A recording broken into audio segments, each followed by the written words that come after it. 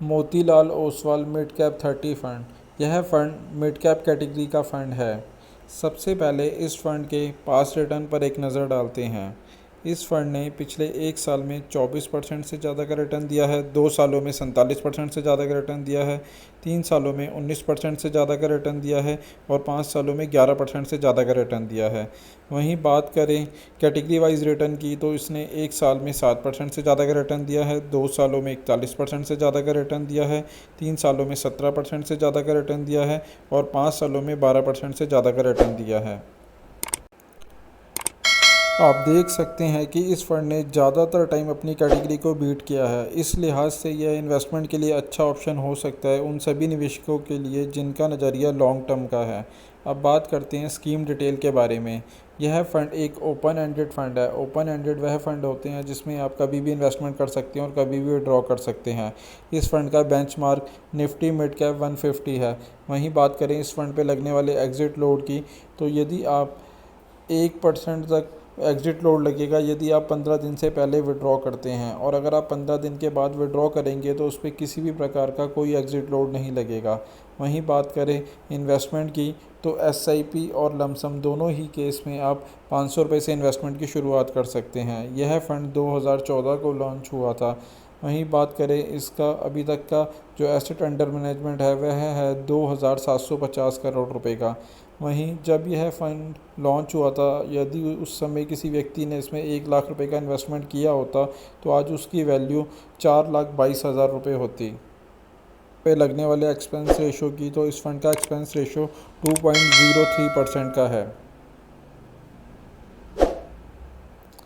यह fund 2 fund manager के द्वारा मैनेज किया जाता है। पहले हैं मिस्टर अभिरूप मुखर्जी और दूसरे निकित शाह।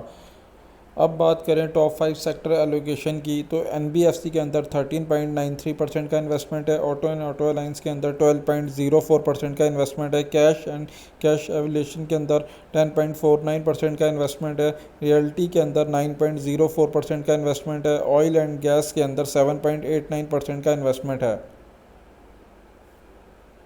कंपनी एलोकेशन की, तो ट्यूब इन्वेस्टमेंट के अंदर 12.04% का इन्वेस्टमेंट है, द फिनिक्स के अंदर 7.90% का इन्वेस्टमेंट है, गुजरात गैस के अंदर 7.89% का इन्वेस्टमेंट है, सीजीए पावर के अंदर 5.84% का इन्वेस्टमेंट है और मैक्स फाइनेंशियल के अंदर 5.23% का इन्वेस्टमेंट है।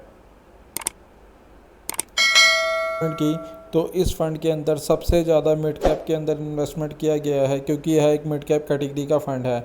मिड कैप के अंदर इसके अंदर 70.26% का इन्वेस्टमेंट है। वहीं लार्ज कैप के अंदर 9.61% का इन्वेस्टमेंट है और स्मॉल कैप के अंदर 9.64% का इन्वेस्टमेंट है। अदर इंस्ट्रूमेंट में भी इसके अंदर 10.49% का इन्वेस्टमेंट किया गया है। तो आप देख सकते हैं इसके अंदर तीनों ही सेक्टरों के अंदर इन्वेस्टमेंट किया गया है, बट इसके अंदर लार्ज पोर्शन मिड कैप के अंदर रखा गया है। तो आप देख सकते हैं यह इन्वेस्टमेंट के लिए अच्छा ऑप्शन हो सकता है यदि आपका नज़रिया लॉन्ग टर्म का है।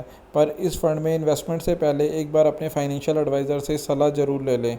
साथ ही साथ PGIM India mid cap opportunity fund, यह फ़ंड एक मिड कैप कैटेगरी का फ़ंड है। सबसे पहले इस फंड के पास्ट रिटर्न पर एक नज़र डालते हैं। इस फंड ने पिछले एक साल में 17% से ज़्यादा का रिटर्न दिया है। वहीं 2 सालों में 54% से ज़्यादा का रिटर्न दिया है, 3 सालों में 31% से ज़्यादा का रिटर्न दिया है और 5 सालों में 15% से ज़्यादा का रिटर्न दिया है। वहीं बात करें कैटेगरी वाइज रिटर्न की, तो इसने एक साल में 12% से ज़्यादा का रिटर्न दिया है, 2 सालों में 40% से ज़्यादा का रिटर्न दिया है, 3 सालों में 19% से ज़्यादा का रिटर्न दिया है और 5 सालों में 10% से ज़्यादा का रिटर्न दिया है। तो आप देख सकते हैं कि इस फंड ने हर एक साल अपनी कैटेगरी को बीट किया है। इस लिहाज से यह एक निवेश के लिए अच्छा ऑप्शन हो सकता है। अब बात करते हैं स्कीम डिटेल के बारे में। यह फ़ंड एक ओपन एंडेड फ़ंड है। ओपन एंडेड वह फ़ंड होते हैं जिसमें आप कभी भी इन्वेस्टमेंट कर सकते हैं और कभी भी विड्रॉ कर सकते हैं। इसका बेंचमार्क निफ्टी मिड कैप 150 है। वहीं बात करें इस पे लगने वाले एग्जिट लोड की, तो यदि आप 90 दिन से पहले विड्रॉ करते हैं तो इसके ऊपर आपको 0.50% का एग्जिट लोड लगेगा। वहीं अगर आप 90 दिन के बाद विड्रॉ करेंगे तो उस पर किसी भी प्रकार का कोई एग्जिट लोड नहीं है। वहीं बात करें इन्वेस्टमेंट की, तो SIP के केस में आप 1000 रुपये से इन्वेस्टमेंट की शुरुआत कर सकते हैं और लमसम के केस में आप 5000 रुपये से इन्वेस्टमेंट की शुरुआत कर सकते हैं। यह फंड 2013 में लॉन्च हुआ था। वहीं इस फंड का जो अभी तक का एसेट अंडर मैनेजमेंट है वह है 5012 करोड़ रुपए का। वहीं बात करें इस फंड पे लगने वाले एग्जिट लोड की, तो इसका एग्जिट लोड 2.13% का है। और यदि इस फंड में किसी व्यक्ति ने 1 लाख रुपए का इन्वेस्टमेंट किया होता जब यह फंड लॉन्च हुआ था, तो आज उसकी वैल्यू 3,86,000 रुपये होती। और अगर SIP रिटर्न की बात करें तो इसने सालाना का लगभग 17% का SIP में रिटर्न दिया है।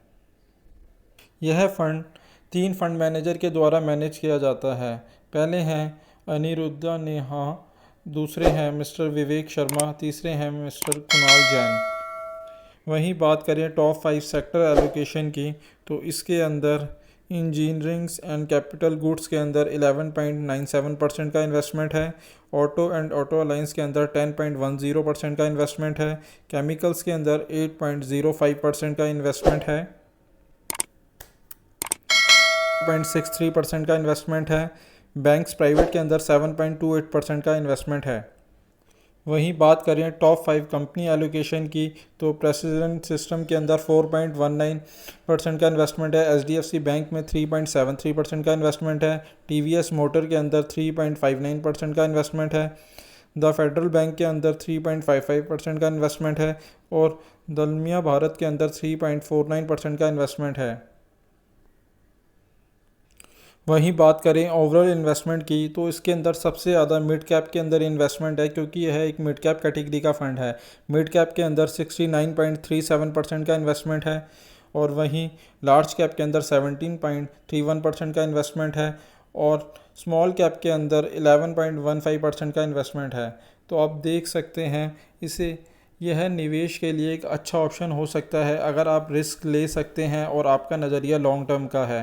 पर आप इस फंड में अगर इन्वेस्टमेंट की सोच रहे हैं तो इन्वेस्टमेंट से पहले अपने फाइनेंशियल एडवाइज़र से एक बार सलाह ज़रूर ले लें। साथ ही साथ अगर आप इस फंड में या किसी भी और फंड में इन्वेस्टमेंट करना चाहते हैं तो अब आप हमारे मोबाइल ऐप के थ्रू भी इन्वेस्टमेंट कर सकते हैं, जिसका लिंक डिस्क्रिप्शन में दिया गया है। वीडियो अच्छा लगा हो तो प्लीज़ इसे लाइक शेयर करें और अगर आपने हमारा चैनल अभी तक सब्सक्राइब नहीं किया है तो प्लीज़ उसे सब्सक्राइब करें। धन्यवाद दोस्तों।